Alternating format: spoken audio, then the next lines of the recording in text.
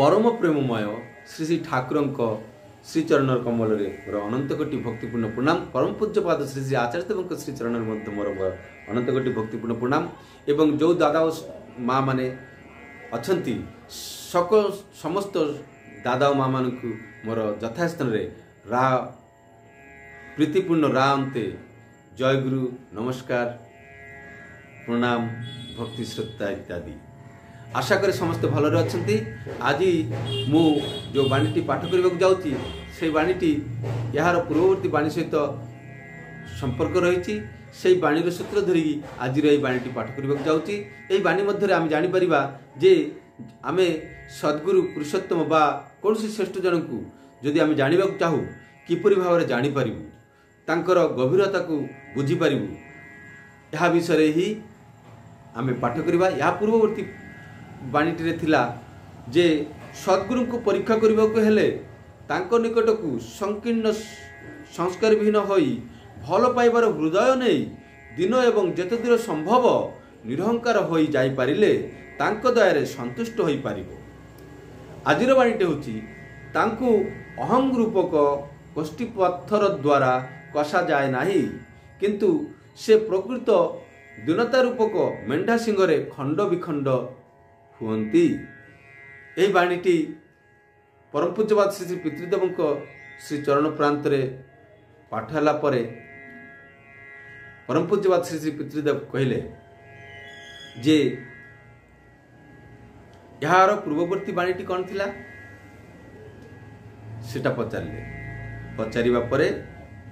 एवं प्रदीपदा कहउचंती सद्गुरु को परीक्षा करने को हेले तांको निकट को संकीर्ण संस्कार विहीन होई भल पाइबार हृदय नहीं दिन एवं जते दूर संभव निरहंकार होई जाइपरले तांको दयारे संतुष्ट होई परिबो। हेले एठी तांको अर्थ कौन तांको अहं रूपक कोष्ठी पत्थर द्वारा कषा जाए नहीं। एठी तांको अर्थ से सद्गुरु को केबे मध्य कोष्ठी पत्थर द्वारा कषा जाई पारिबो नाही। कोष्ठी पत्थर देकी काहू कषा जाए सुना को परीक्षा करा जाए।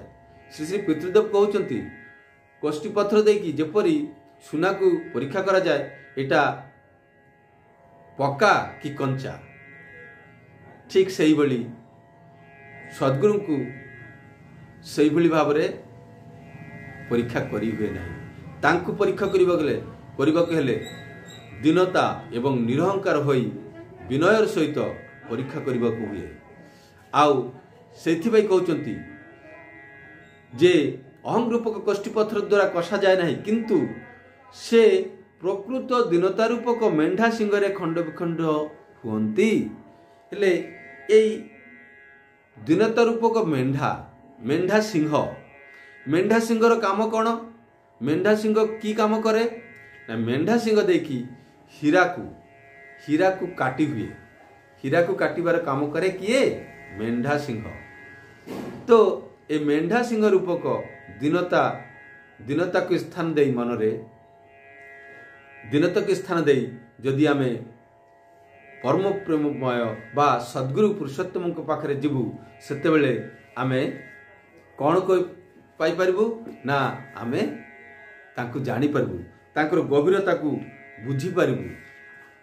तेणु दीनता भक्ति श्रद्धा ओ विनम्रता और दीनता यही सबू जिनिस को नहीं जीवा दरकार। आ संकीर्ण संस्कार जोटा कि अहंकार याकु त्याग करिकी जीवा उचित। जेमिति मेंढा सिंह देखी हीरा को काटी हुए ठीक सही भली श्री श्री पितृदेव कहते दीनता अर्थ होची नम्र विनयर भाव। जेमिति मु आपण पाखरे आसीची आपण मते दर्शन देकी आनंदित हेले आनंदित हुअंती एई प्रकार भाव थिले ही आमे तांको निकट रे जाई तांको बुझी पारिबु। तो आज एही वीडियो रे आ विशेष किछि कहू नाही।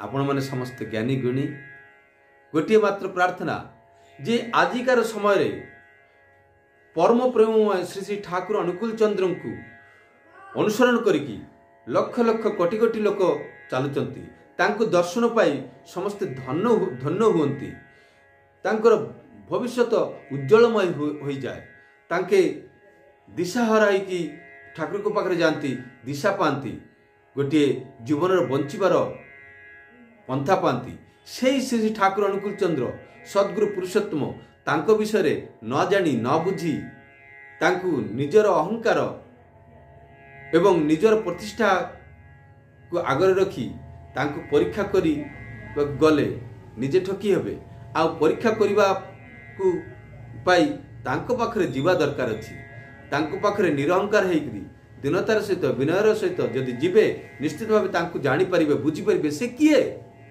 भगवान ना साधारण मनीष से भगवान ना आउ कौन कारण भूत एवं भगवान विषय कहारी मध्य सठिक धारणा नहीं जी जानी नांती अज्ञानी तांको पाई भूत भी जेतिकी भगवान मध्य सेतिकी तेणु आजिकार समय जो माने एमिति भावरे ठाकुर विषय निंदावाद करचंती समालोचना करचंती से माने समालोचना करबा पूर्व थरे ठाकुर पाखरे जांतु आचार्य देव पाखरे जांतु तांको सहित संगलाभ करंतु तांको संगे मिशंतु निरहंकार है विनयर सहित निश्चित भाव में आपण जदि सत्यर अनुसंधान करचंती सत्य को जानिबा को चाहउचंती वास्तव में कौन हेले आपण जानि परिबे यही आपण पाखरे मोर व्यक्तिगत विनम्र निवेदन आपण माने अजथा अकुहा कथा कहतु ना ठीक अच्छे आज वीडियो एतिकी नेक्स्ट वीडियो आनिबा पर्यंत मु आपण मन विदाय नउची समस्ते जार जार इष्ट को धरिकी परमानंद रे दिन यापन करेंगे यह प्रार्थना रखी आज वीडियो शेष कर जय गुरु वंदे पुरुषोत्तम।